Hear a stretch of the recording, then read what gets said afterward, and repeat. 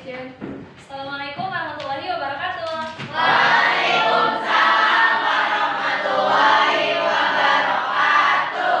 Gimana nih kabarnya harian ini murid-murid ibu ini? Baik gak? Baik.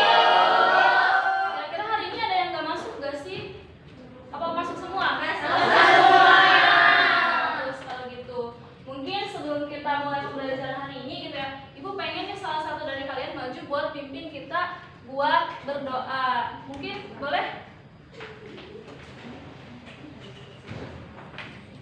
Teman-teman, sebelum kita mulai pelajaran, mari kita berdoa dalam hati. Berdoa dimulai. Berdoa selesai. Terima kasih ya Kang Bagas. Nah, karena tadi kita sudah berdoa, hari ini kita kira-kira mau ngapain ya? Udah siap belum nih belajarnya? Oke.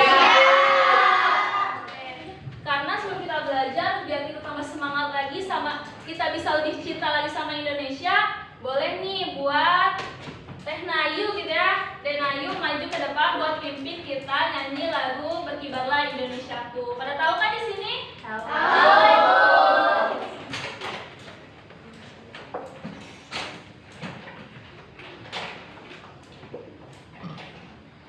Baik ya teman-teman semuanya, kita berdiri, harus berdiri karena menunjukkan bahwa kita cinta akan Indonesia. 1, 2, 3. Berkibarlah benderaku, lambang suci berkibar di seluruh pantai Indonesia. Kau tetap pujaan bangsa. Siapa berani menurunkan engkau, serentak rakyatmu membela. Sang merah putih yang perwira, berkibarlah selama-lamanya. Baik, terima kasih banyak anak-anak semua buat berdoa. Nah, hari ini kita mau belajar permainan tradisional gitu. Karena sekarang ibu sering banyak nih lihat nih teman-teman atau anak-anak semua itu pakainya handphone. Udah jarang banget ibu lihat di sekitarnya main-main permainan tradisional. Kira-kira di sini ada gak nih yang masih main mainan ini? Aku. Masih banyak ya. Meskipun sekarang udah marak banget gitu ya penggunaan digital, tapi jangan sampai permainan tradisional ini hilang karena permainan tradisional itu salah satu warisan budaya yang memang ada di Indonesia. Nah, mungkin kita lihat ya selanjutnya. Selanjutnya ada apa ya? Nah, mengapa sih permainan tradisional itu penting Ibu? Karena zaman sekarang anak-anak itu lebih sering bermain gadget seperti handphone atau tablet sehingga lupa bermain permainan tradisional seperti congklak, kelereng atau lompat tali ini. Kalian tahu nggak sih congklak itu kayak gimana mainnya? Tahu. Iya, ada jinnya. Yang ada lubangnya. Terus kalau kelereng? Tahu. Iya. Biasanya anak cowok tuh sering banget ya main ini. Terus, nah, apakah semua anak tahu cara bermain permainan tradisional? Terus mengapa ada yang tidak tahu? Kenapa coba bisa ada yang tidak tahu? Ada yang tahu jawabannya? Apa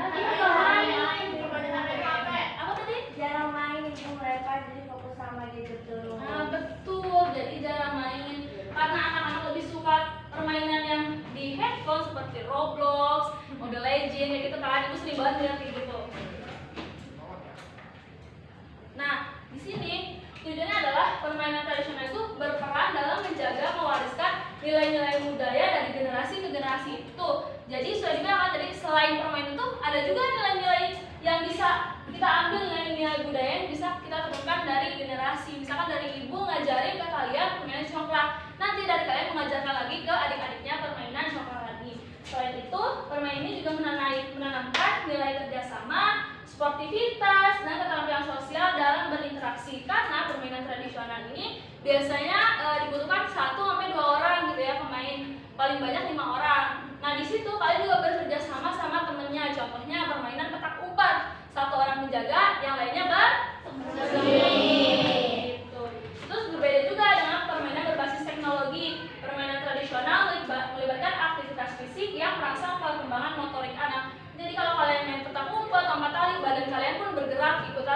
belajar seperti itu. Nah, terus di sini ada cerita nih. Siapa yang mau baca ceritanya? Aku. Boleh maju ke sini. Ke depan Ibu. Iya. Oke.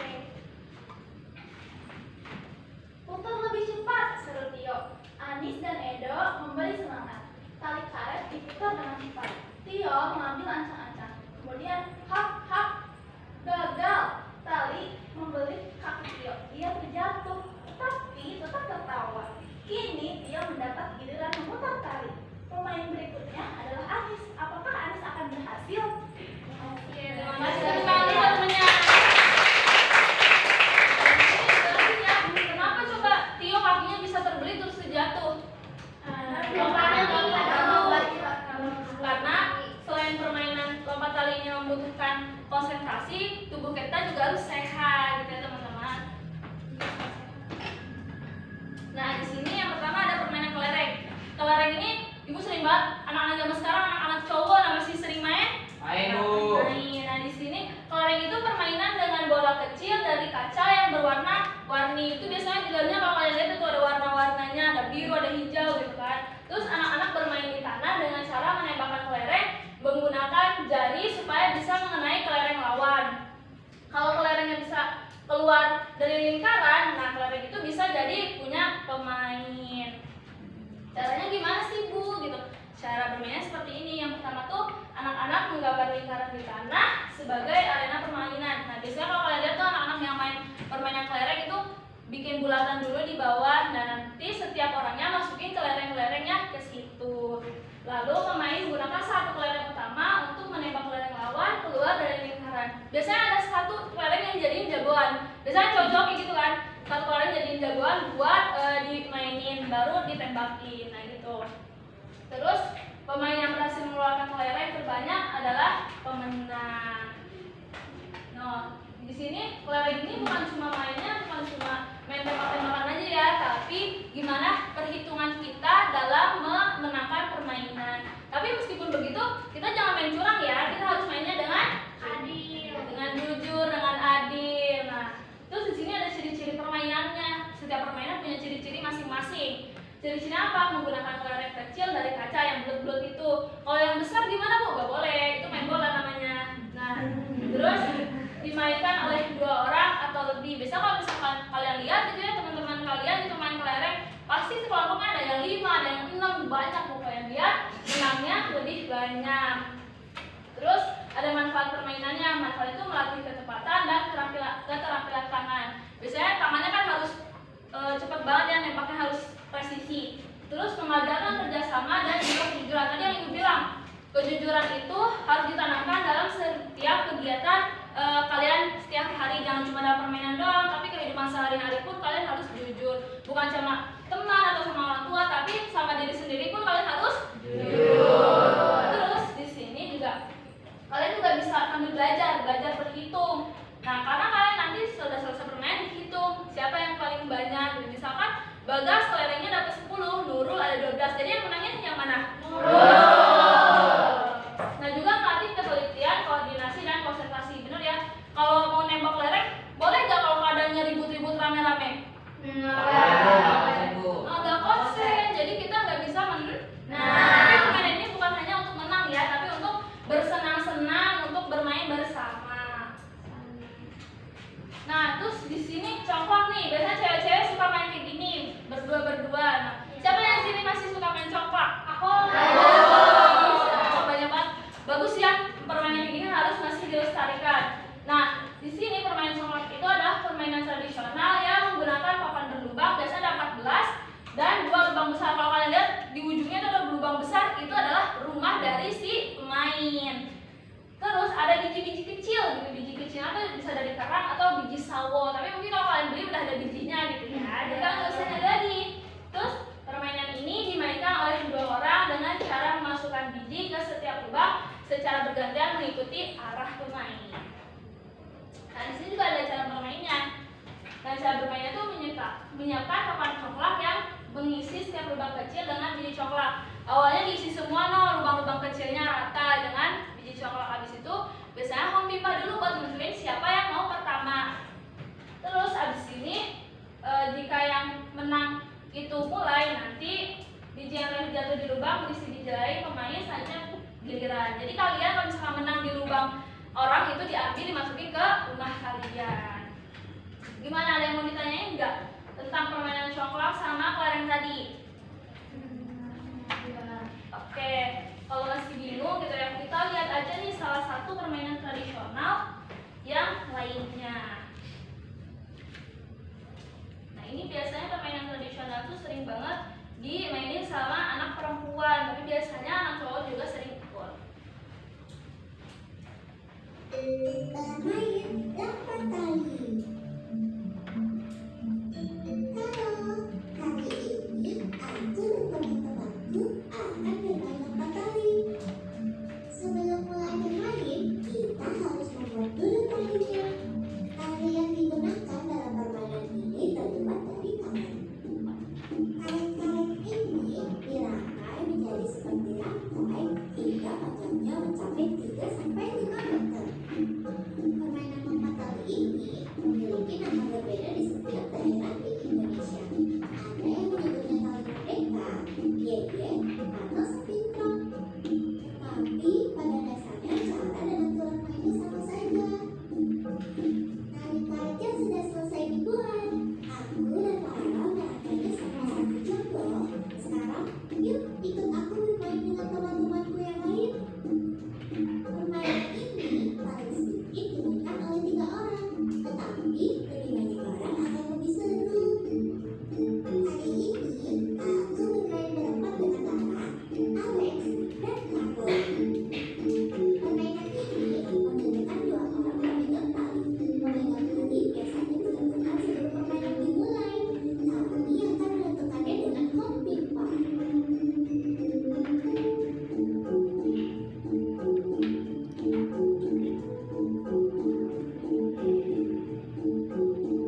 Alex dan Marco kalah. Mereka kembali memegang tali. Cara mainnya mudah sekali. Kita harus melompat di tali karet yang dibentangkan oleh kedua pemegang tali secara bergantian.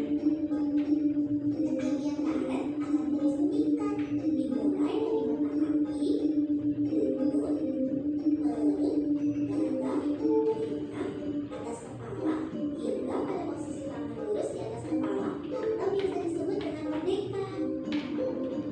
Yuk kita mulai. Untuk ketinggian dari mata kaki hingga dada, kita harus melompat tanpa mengenai karet.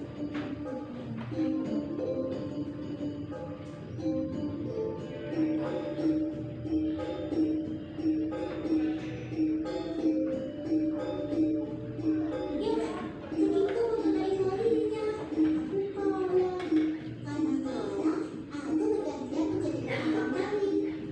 Karena sekarang giliranmu. Kita mencapai ketinggian di telinga, kita mulai mengenai tali. Jika tidak dapat melewatinya, akhirnya pemain kalah dan harus bergantian dengan pemegang tali. Lara tidak bisa melewatinya. Giliran Alex bermain. Permainan ini memiliki makna yang sangat baik loh teman-teman. Melompati tali karet yang dibuat khusus lomba memiliki arti bahwa kita harus terus berusaha untuk melewati tantangan hidup yang akan terus bertambah. Permainan ini juga memiliki banyak manfaat untuk kesehatan dan pengembangan fisik kita. Selain mengembangkan kegigihan dan kesabaran, kita juga perlu terus berlatih serta berusaha menatap diri agar bisa melompat. Nah, ini ya. Tadi ini permainan apa? Ada yang mau nyebutin nggak satu orang ke depan manfaat dari lompat tali ini? Boleh? Buat maju ke depan. Sebutin tadi manfaatnya udah disebutin nih. Tadi manfaatnya, ada manfaatnya, ada cara bermainnya. Boleh? Namanya siapa? Namanya Sarah. Namanya Sarah. Boleh dengerin ya teman-teman Sarah. Manfaatnya buat kesehatan. Buat kesehatan. Tuh tadi karena dilihat ya tadi teman-temannya pada main saling bergantian. Oke, boleh terima kasih tepuk tangan buat Sarah.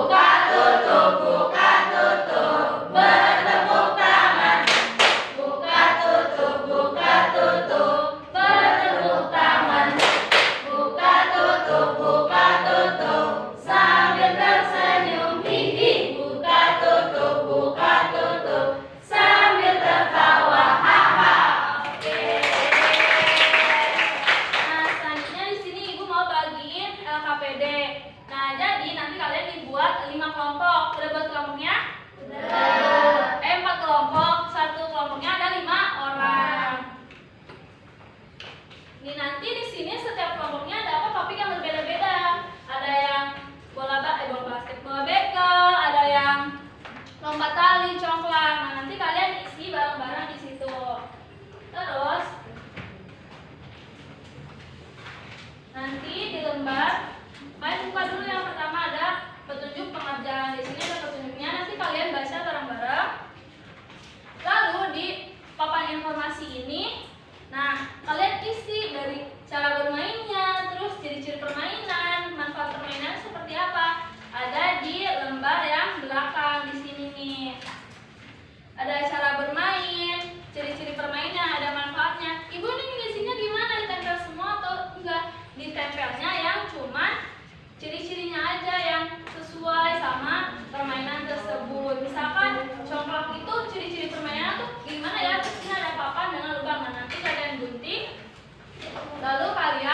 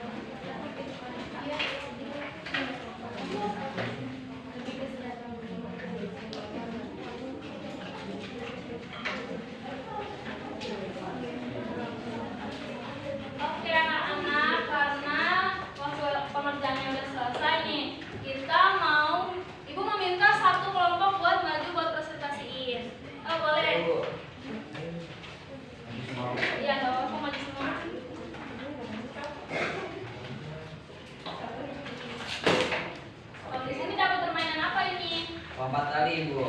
Boleh disebutin cara bermainnya, ditunjukin juga ke teman-temannya.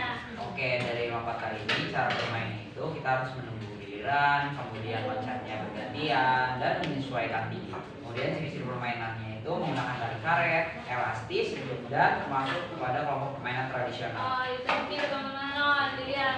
Tepuk tangan semuanya buat kelompok itu. Jadi di sini cara bermainnya udah disebutkan, di situ ada cara bermainnya, ada ciri-cirinya dan manfaatnya. Nah, itu rasa kalian udah cukup paham untuk permainan ini. Kira-kira dari teman kalian tadi yang evaluasi ini ada yang mau kalian evaluasi ke dari yang presentasi ini? Nah, bagus semuanya ketemu kan ciri-ciri permainan, manfaat permainannya. Jadi, nah ibu harap nanti kalian setelah pembelajaran ini bukan cuma tahu permainan tradisional itu ada apa aja, tapi kalian juga menerapkan dan lebih sering bermain bersama teman. Oke. Kita harus lebih sering melestarikan permainan Tradisional. Oke, mungkin sebelum ibu tutup, boleh kepada temannya buat mimpin doa penutup. Baik, karena pelajaran kita sudah selesai, mari kita tutup dengan membaca doa di dalam hati masing-masing. Berdoa dimulai. Berdoa selesai. Alhamdulillah karena pembelajaran sudah ditutup, ini sudah selesai. Jadi ibu cukupkan untuk pembelajaran hari ini. Kurang lebihnya mohon maaf.